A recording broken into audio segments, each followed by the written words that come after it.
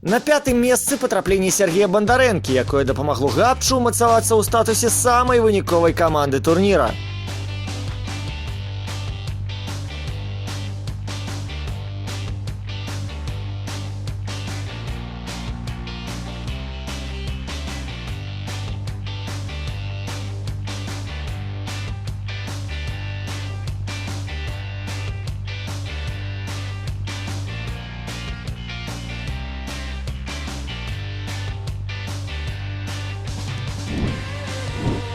Чацвёртая пазіцыя за Канстанціном Казаковым, чый гол, быццам крумкачоўская дзюба, празіравіў абарону Арсенала.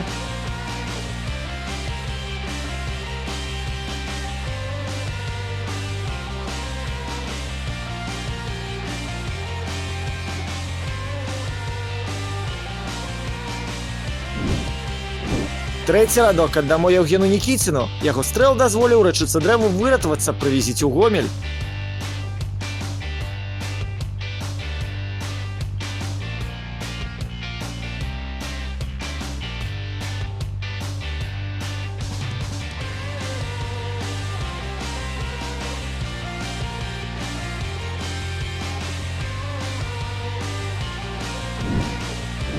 Віцэ-чэмпіён тыдня Арцём Васькоў, які ўпрыгожыў ускарэнне валны шыкоўнымі галявымі высілкамі.